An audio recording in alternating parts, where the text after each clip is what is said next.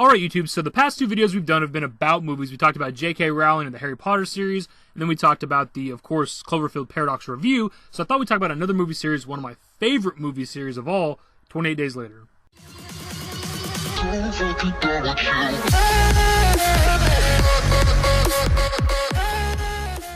Not only is the 28 Days series one of my favorites, 28 Days Later is actually my favorite movie, like, ever, of all time. It used to be, like, a toss-up between, like, Silent Hill. I really loved the first Silent Hill movie. I think it's just me being a video gamer.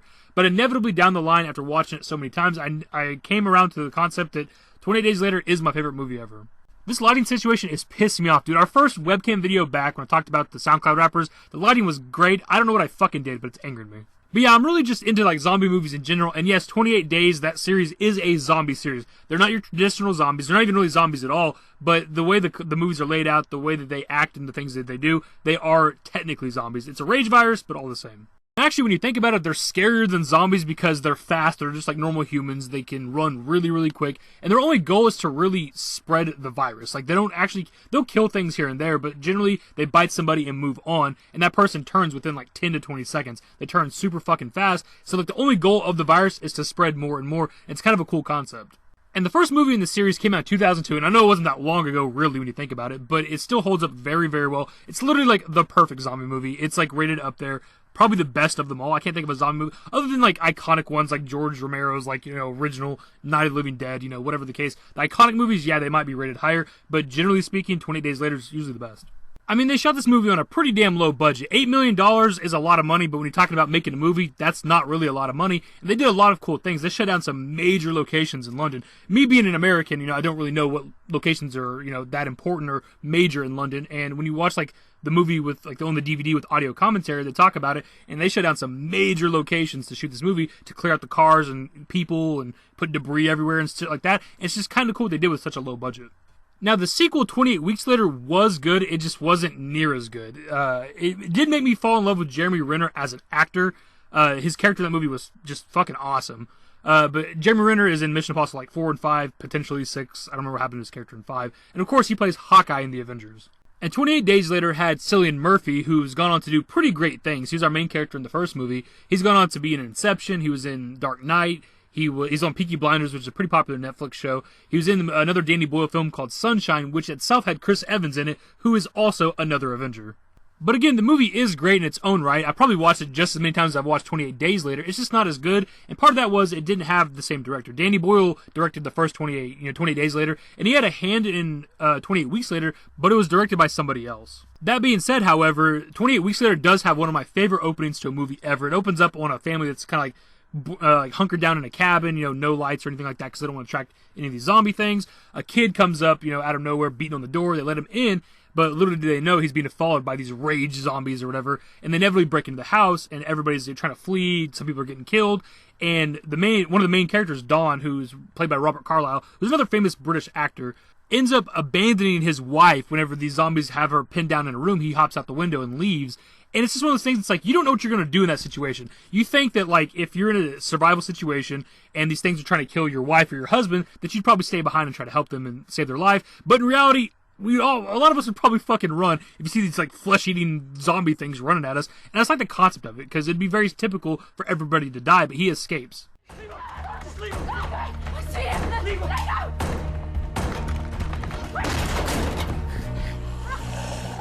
Dawn! Help us!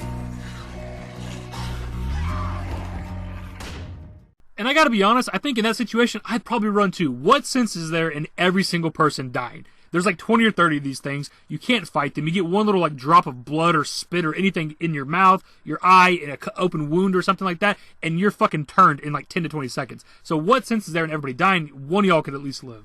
It's just one of those things you don't really see in movies. Yeah, this guy's a piece of shit. He's a coward. He abandoned his wife and this little kid to survive, but he's still alive. So does any of that actually matter? Because they're all dead, as far as he knows. But yeah, why we're here today is I'm just kind of curious why there hasn't been a third installment in this series, because it's a decently popular one. The first one's very popular. 28 Days Later is hugely popular. 28 Weeks Later, I can see it being hit or miss for certain people. I have my gripes with it as well, but I still love the movie, just because I love the series.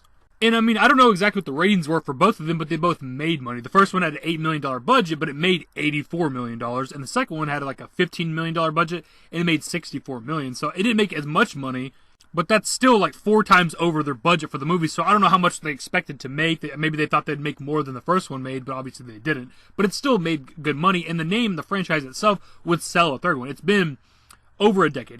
The second one came out in 2007. Obviously, it's the beginning of 2018 now. It's been over 10 years. Just by announcing a third entry, it would sell. It would make a lot of money in the box office just because it's been a decade since the last movie. And there is a huge audience for this. I don't know if we'd call it like a cult fan base just because the first one's so well known, but there is a lot of people who are interested in this series. It just makes sense to me to have a third entry. There's a fan base for it, and so far with the only 2 movies in the series, they've only made money, so it just doesn't make sense why there's not a third one yet. And as far back as 2011, Danny Boyle did express some interest in doing it once his schedule cleared up. And then in 2013, he mentioned about how it's like a 40-60% chance that it could happen. They have an idea of what's going to happen, where it might take place, things like that. And then in 2015, Alex Garland, who also worked on 28 Days and Weeks Later with Danny Boyle and Andrew McDonald, said in an interview that they had an idea of it. I'll just read it verbatim really quick. "We've just started talking about it seriously. We got an idea. Danny, Andrew, and I have been having quite serious conversations about it, so it is a possibility. It's complicated. There's a whole bunch of reasons why it's complicated, which are boring, so I won't go into it, but there's a possibility." Also adding, "It's more likely to be 28 months later than 28 years. 28 months gives you one more place to go," hinting at the possibility of a 4th film as well.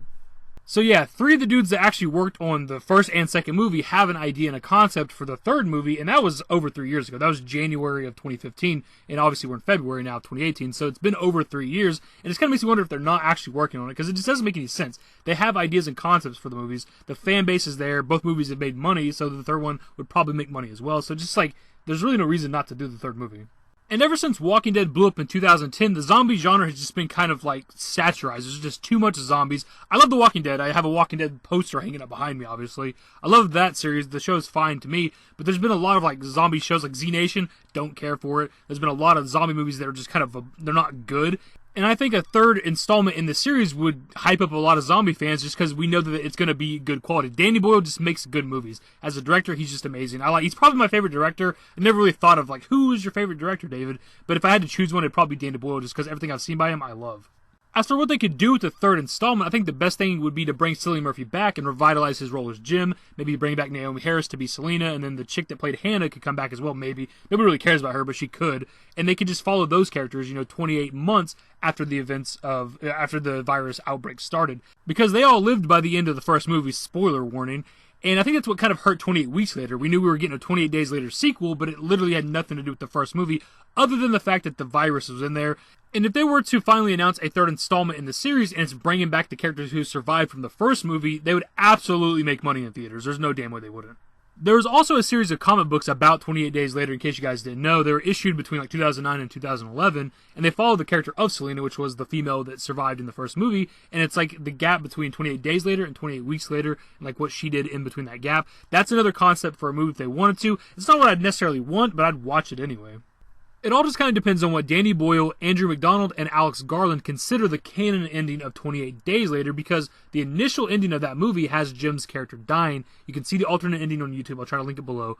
He initially died, but test audiences didn't like that, and that's why they did the other ending where all 3 of them survive. So it just kind of depends, and that's part of why Jim's character is probably not in those comics. It's because he was supposed to die, and that's why Selena's by herself.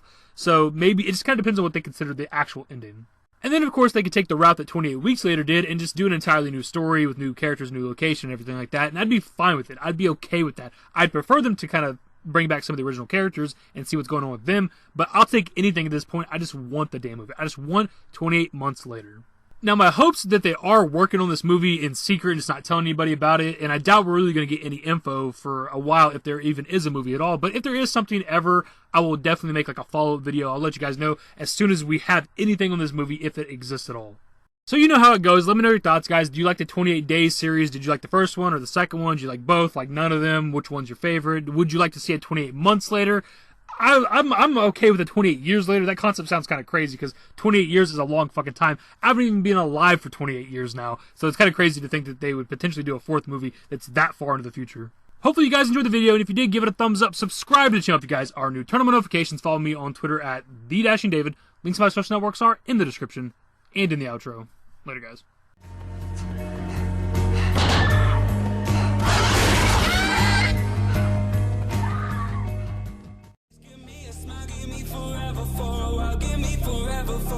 quit.